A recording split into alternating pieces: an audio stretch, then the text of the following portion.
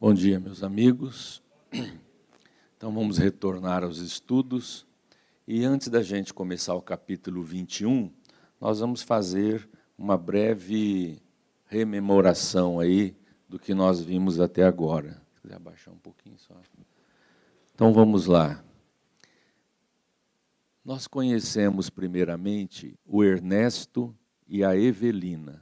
Vamos lembrar? Os dois estavam aqui na Terra, encarnados, se encontraram numa instituição de saúde, né? Estavam em recuperação, se preparando para uma cirurgia. Os dois se despediram, os dois fizeram a cirurgia, os dois desencarnaram nessa cirurgia. E, no mundo espiritual, eles se encontram numa colônia espiritual. Ali também novamente se encontram. E aí eles começam a dúvida sobre se morreram, se não morreram, porque tudo é igual à Terra, até que eles entendem que realmente eles estão desencarnados. Aí nós vamos conhecer a existência da Evelina, não é? Ela vem à Terra para rever a família, ela está ansiosa por encontrar o marido, que é o Caio, não é? E quando ela chega em casa, ela confirma o que ela já suspeitava quando ela estava aqui encarnada. Ela sabe que o Caio tem uma amante, desde quando ela estava aqui. E essa amante é a moça Vera Celina, não é? A Evelina, no mundo espiritual, revelou um grave problema que ela levou aqui da Terra.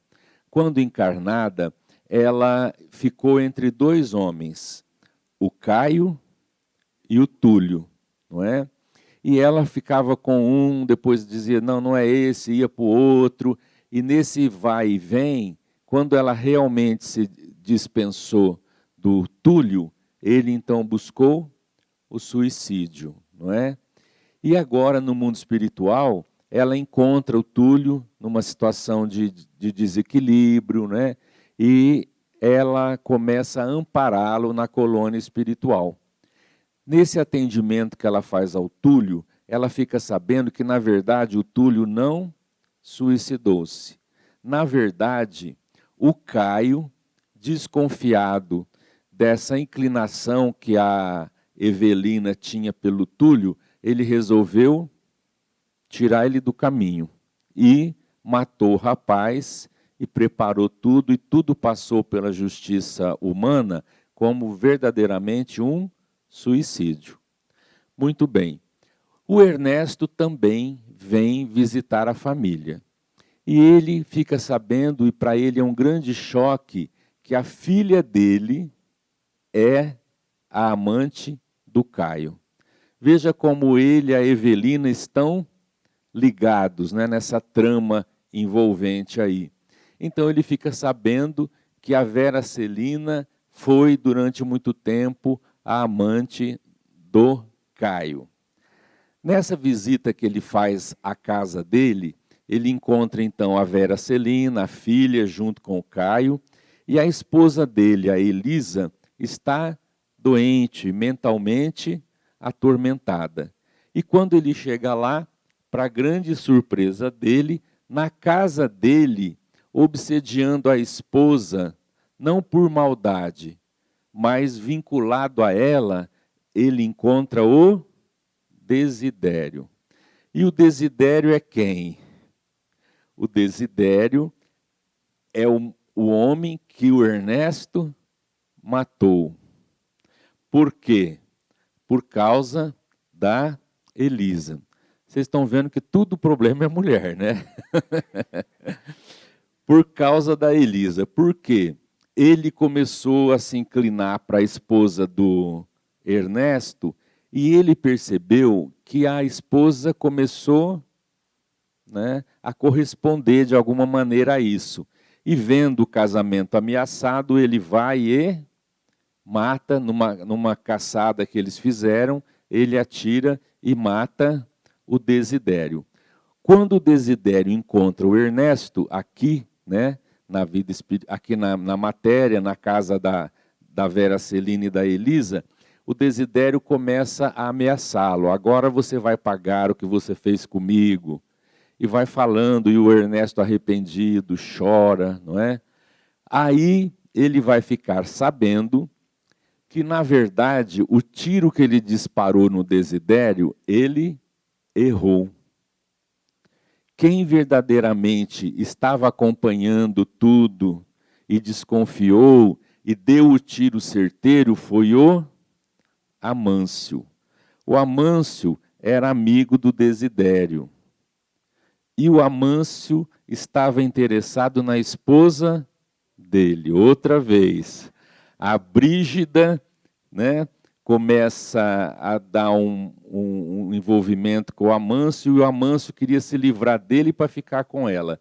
Quando ele desconfia que o Ernesto está querendo matar o Desidério, ele começa a sondar, e quando o Ernesto atira e ele percebe que errou o tiro, ele atira algumas vezes e acerta o Desidério desencarna. Quando o Desidério desencarna, o Amâncio se aproxima e fica junto da Brígida. O Amâncio e a Brígida querem viver a vida melhor, aproveitar, e eles internam a filhinha deles que eles tinham, que era a filha do Desidério e da Brígida. Interna a menina num colégio, desde manhã, desde cedinho, para ela tal e tal. Mas aí a gente descobre que a filha do Desidério e da Brígida, essa filhinha é a Evelina.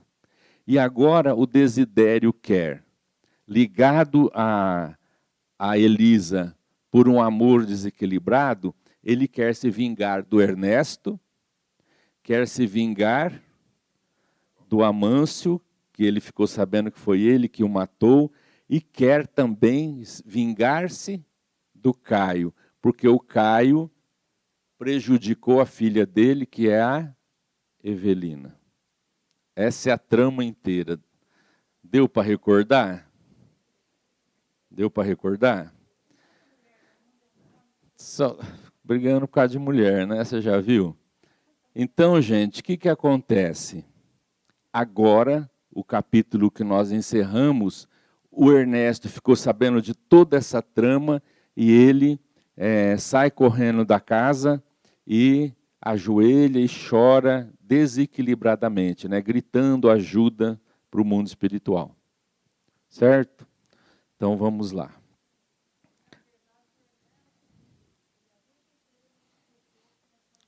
Que ele que tinha matado o Desidério, né? Veja que começou a espiar, né? Porque, na verdade, a gente aprende na doutrina que o que vale é a intenção. Ele errou o tiro, mas ele queria matar. Então, a consciência dele acusou, né? Então, vamos lá. Capítulo 21, Retorno ao passado.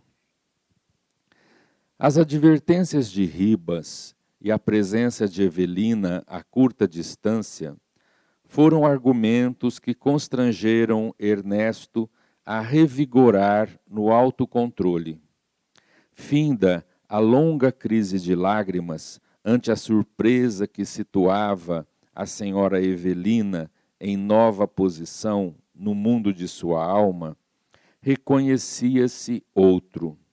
Sofrera modificações nos mais recônditos mecanismos da mente. A exposição de Desidério, franca e livre, sacudindo-o para reconhecer a extensão de suas próprias fraquezas, abatera-lhe o orgulho. No entanto, clareava-lhe as entranhas do coração para buscar vida nova. Não obstante algo atordoado, soergueu-se do chão e arrastou-se até o local em que a moça o esperava. Entretinha-se Evelina em amistosa conversação com desencarnados doentes que visitavam o sítio sob a vigilância de enfermeiros atentos em busca das emanações nutrientes do mar. Avistando, porém, o amigo que se aproximava, cambaleante, pôs-se-lhe correndo ao encontro. Ó Ernesto, por que fatigado assim? Exclamou inquieta, ao mesmo tempo que o auxiliava a sentar-se na areia. Ele não relutou em recolher-lhe o apoio, e tão logo a viu acomodar-se rente, colocou a cabeça entre as mãos, num gesto de quem sentia dificuldade para carregar o pensamento em fogo, e tartamudeou, chorando. Ah, Evelina, Evelina, concordo agora em que somos dos mortos que não tiveram as orações dos vivos. Ai de mim, os corações que eu mais amava se fecharam para sempre com a pedra que de certo me selou os restos físicos. Torno de minha casa como um réprobo. Ó meu Deus, meu Deus. Então, ele volta, né, e encontra a Evelina e se mostra para ela realmente naquele estado de abatimento. Vamos lembrar que eles vieram até a cidade do Guarujá, lembram? Eles estão no Guarujá, onde a Vera Celina e o Caio vieram na casa de praia para verem a mãe que não está bem, não é? Então eles estão no Guarujá. E quando ele chega lá, a Evelina está conversando, né, com alguns desencarnados que estão acompanhados de enfermeiros prestimosos da vida espiritual. E ela diz uma coisa aqui interessante, né? Olha lá. Desencarnados doentes, sob a vigilância de enfermeiros atentos, buscavam as emanações nutrientes do mar. Em vários livros que nós estudamos do André Luiz, eles explicam que nós podemos aurir, não é, vibrações, não é, princípios ativos que nos ajudam à saúde no ambiente. Então eles citam muito a questão do mar, não é? As emanações marinhas, né, como que nutrem o espírito, isso auxilia muito. Eu me lembro que o livro Voltei, ele descreve que ele foi levado para a praia a fim de se recuperar. O André Luiz descreve também na praia, ele passando e os doentes sendo tratados ali. E eu me recordo do livro Sementeiras de Luz, em que Chico Xavier, na Fazenda Modelo, tinha lá o patrão dele, que era o Dr. Rômulo, e o Rômulo vai viajar com a esposa para o Rio de Janeiro a trabalho. E ele vai, e o Chico diz assim para ele: Dr. Rômulo, aproveite sua estadia no Rio de Janeiro e busque um tempo e vá ao mar. Nem que for para colocar os pés na água, ficar ali algum tempo, porque isso reabastece o nosso espírito. Aí ele disse uma coisa interessante: nós nascemos da água e de vez em quando é bom voltar para a água para nos abastecer. Então as vibrações do mar têm muito a ver. Tem muito a ver com você no clima da serenidade, do relaxamento, aproveitando a paisagem, as emanações fluídicas do mar, né? Outra coisa é estar lá, bêbado, comendo camarãozinho, ouvindo música lá na alta, aquela bagunça, aquela coisa, né? Isso é diferente. Você vai para a praia e leva seus problemas lá e continua vivendo com os problemas. É muito bem entendido você estar com a família, com os amigos, estar ali, mas a gente está falando das extravagâncias, né, que geralmente o pessoal faz. Então o mar tem muito a ver. E também o campo. Lembra do livro que nós vimos do André Luiz, em que eles vão até o campo, e aí o benfeitor explica que essas paisagens nutrem também o indivíduo. Então ele diz assim, o campo. Então o campo aberto, né? Você ir visitar uma fazenda, um lugar na zona rural. Ele também cita vibrações muito positivas em pomares. E ele cita que essas vibrações regeneradoras não se encontram na floresta fechada, densa. Então veja que coisa interessante, né? Tudo isso auxilia muito, é uma realidade. vamos lembrar do último capítulo do Nosso Lar, que nós vimos, quando o André Luiz chama a Narcisa, né, porque ele encontrou a mulher casada com outro, e esse outro está doente, e eles vão ajudar esse homem. A Narcisa chama alguns espíritos que o André Luiz não reconhece como espíritos, e ela vê que manda eles buscarem fluidos retirados de mangueiras e de eucaliptos, para trazerem essas vibrações das árvores para ajudar no tratamento desse homem. Então a gente vê que realmente essa coisa do contato com a natureza reabastece mesmo a gente. Então vamos lá. Empenhou-se a companheira a reconfortá-lo, rememorando a sua própria experiência de horas antes. Mas o desolado amigo contraditou em profundo abatimento. Não, não, você foi vítima de ingratidão, ao passo que recebi a condenação que mereci. Você ganhou o insulto, a mim coube o castigo. Ernesto ansiava arrebentar-se em notícias de sucedido, confiar-lhe as revelações que passara a senhorear. Todavia, escasseavam-lhe as forças, apenas o pranto a deslizar-lhe em ondas.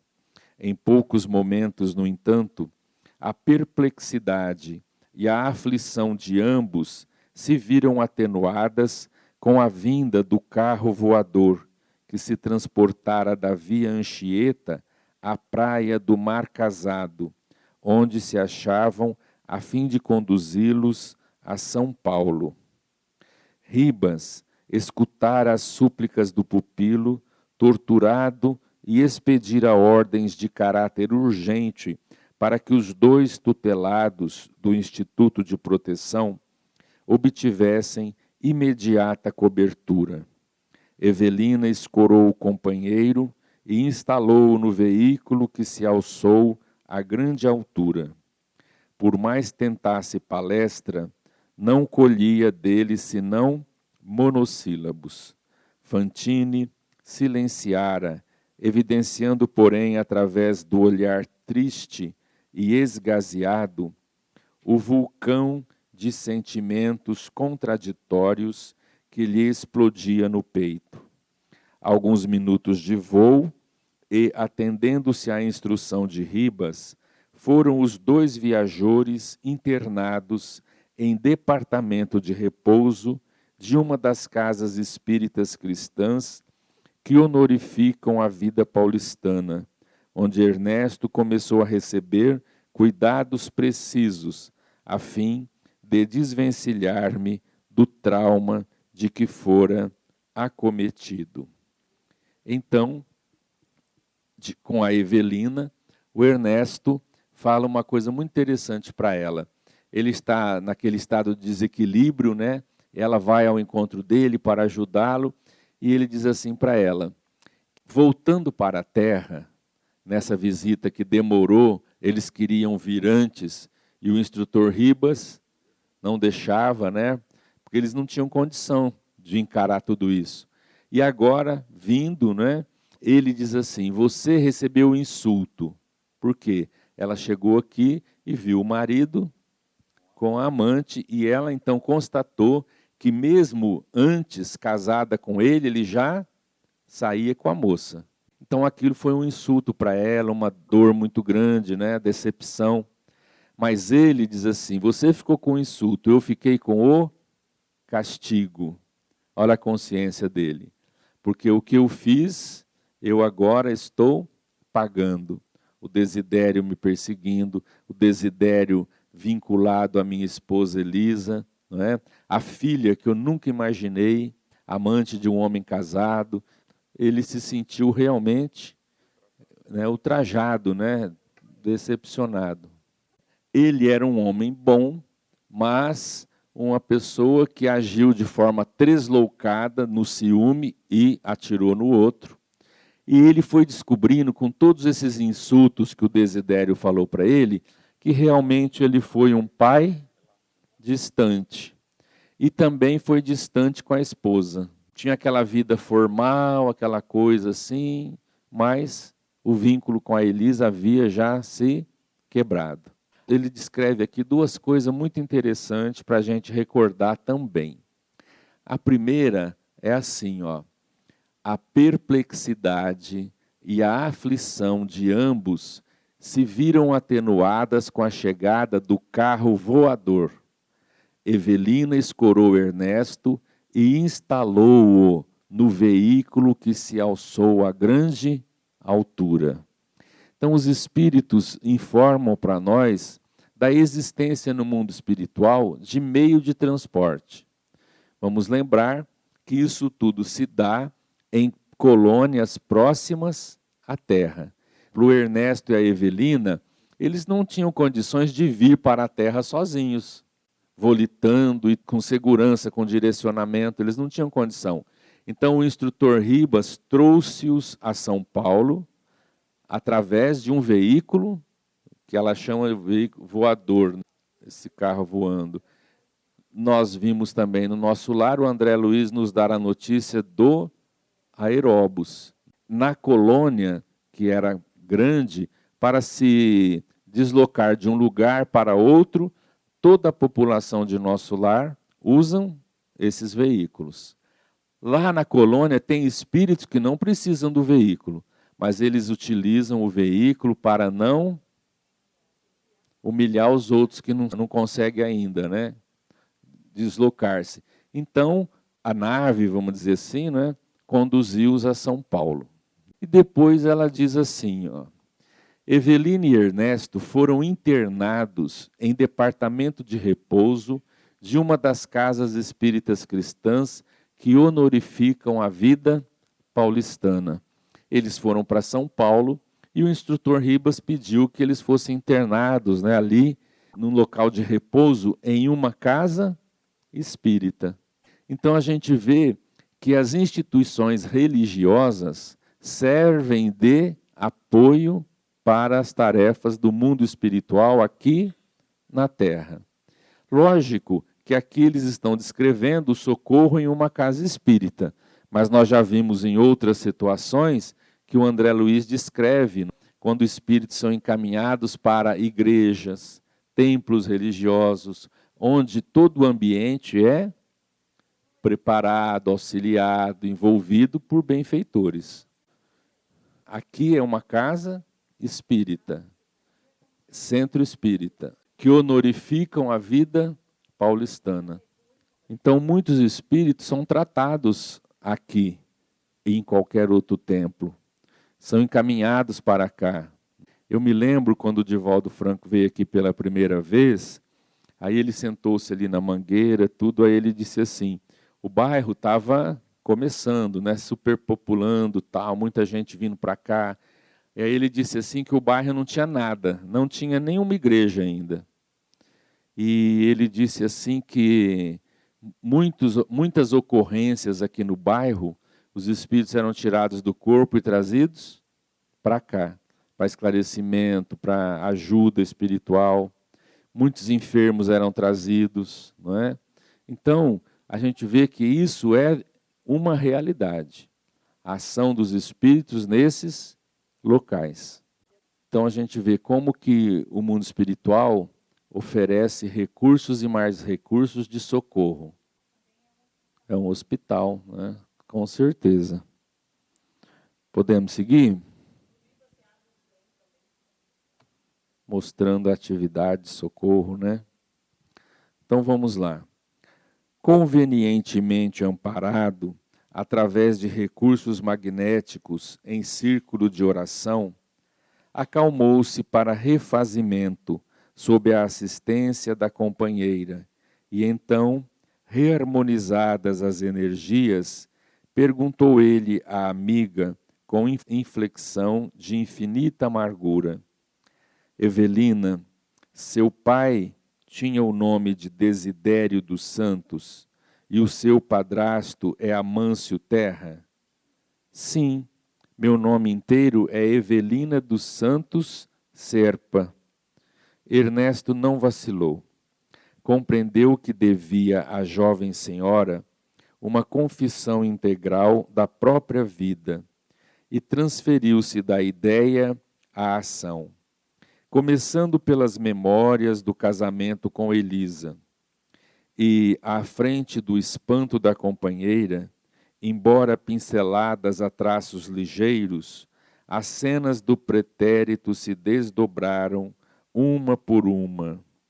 A aproximação com Desidério desde a meninice, o conhecimento superficial com Brígida, com quem se avistara poucas vezes, a amizade com Amâncio, que sempre teimara em se conservar solteiro, as visitas frequentes de Desidério ao seu lar, que ele, Fantine, não retribuía, a atração que o visitante exercia sobre Elisa, a esposa que a amara ardentemente, os ciúmes com que os via se abeirarem um do outro, o plano de liquidar o amigo a quem passara a detestar, o despeito silencioso que lhe envenenara os sentimentos, a caçada funesta, o tiro intencional que disparara e as outras denotações que ouvira,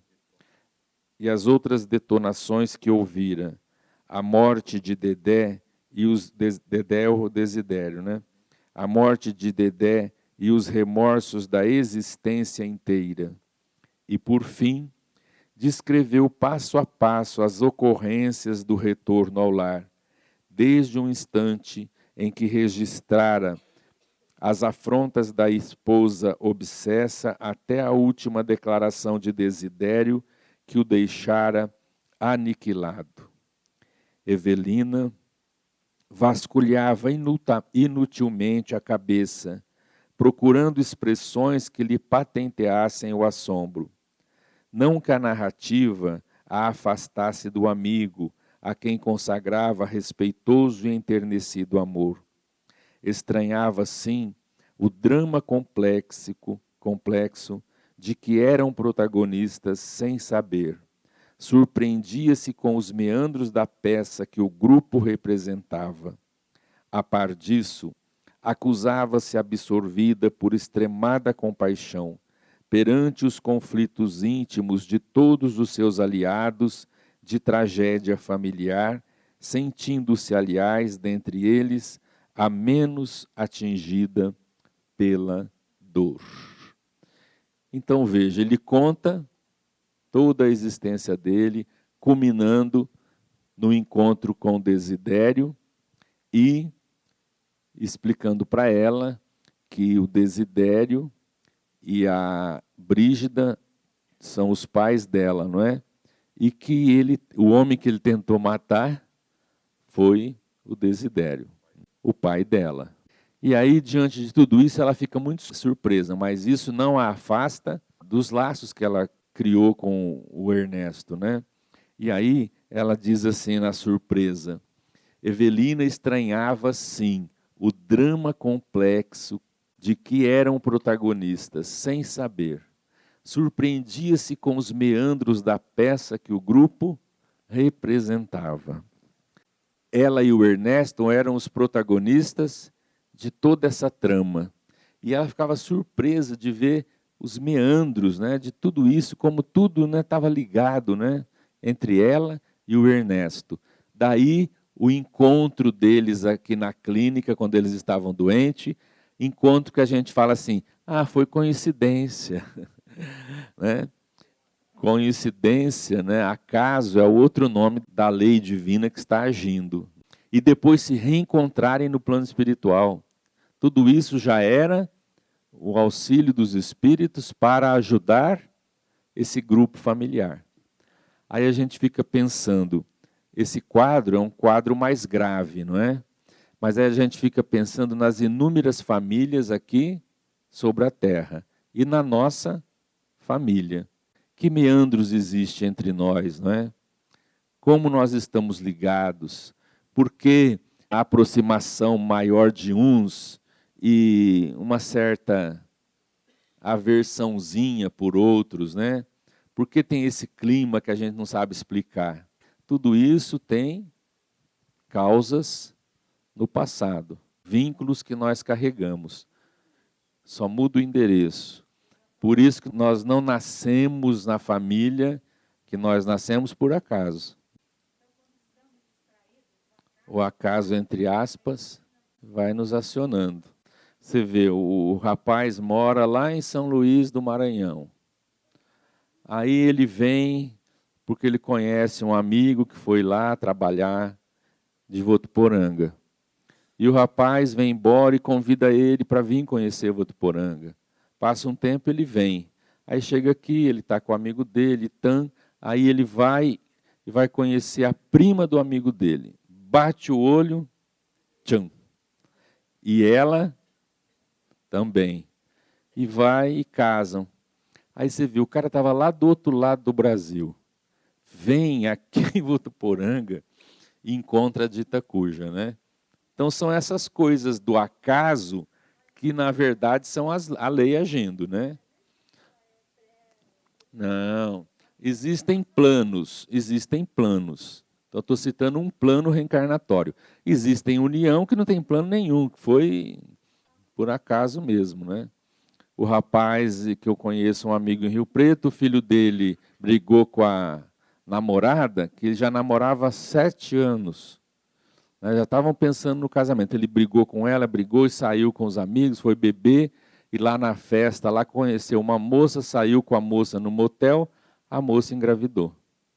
Então você vê, isso foi um acidente, né? Uma bobeira, o cara bebeu, foi lá e tal. E os dois são de famílias assim tradicionais de Rio Preto, tiveram que casar. Naquela concepção, né? Casou, durou um tempo, largou. Então são os acidentes da vida, né? Vamos lá?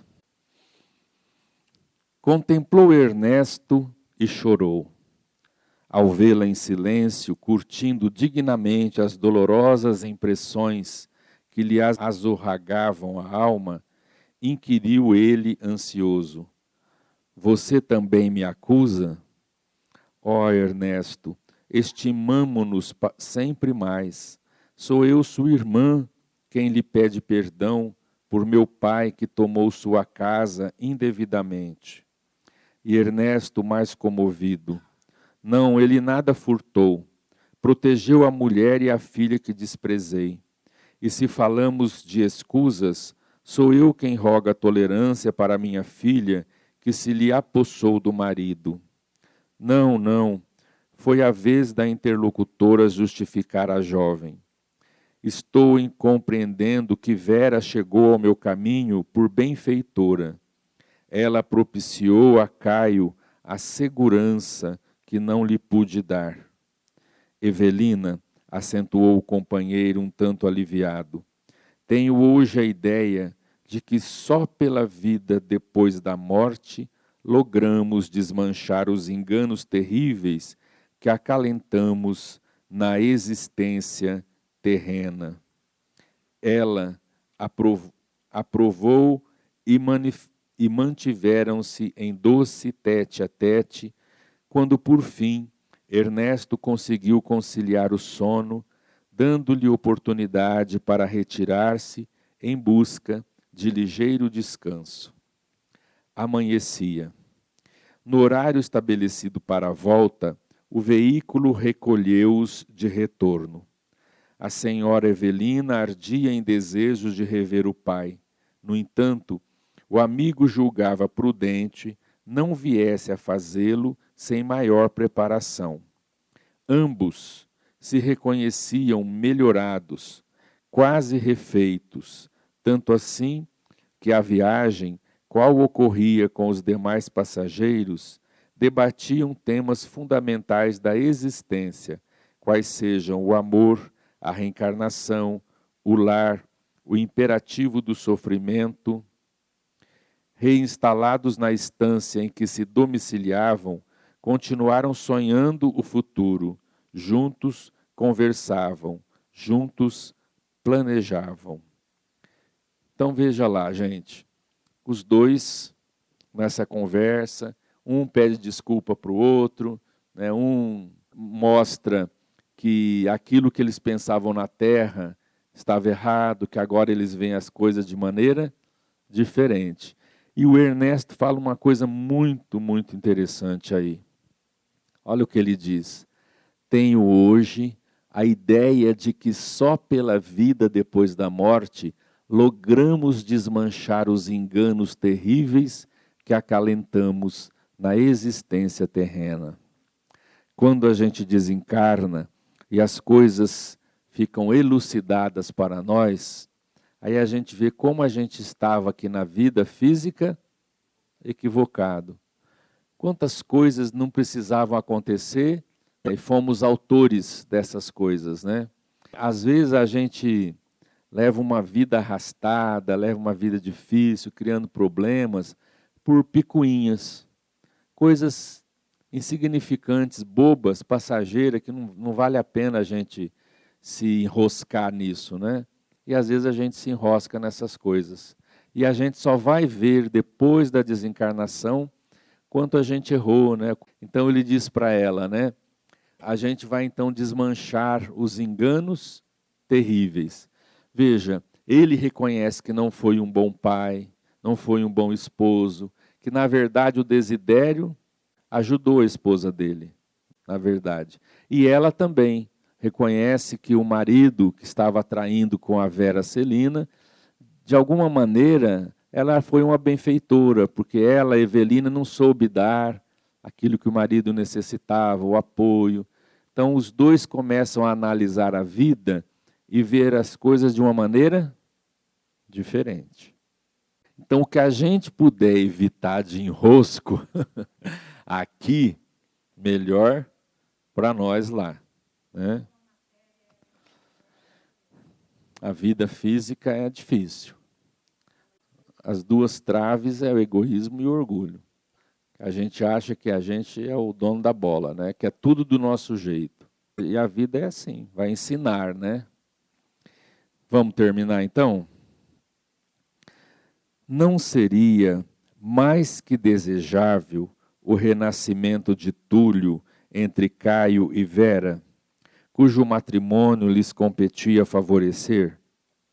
Generosa, lembrava-se Evelina do pai sofredor e acentuava que, se pudesse e se as circunstâncias permitissem, estimaria trabalhar igualmente para que o genitor revoltado aceitasse a reencarnação a fim de esquecer.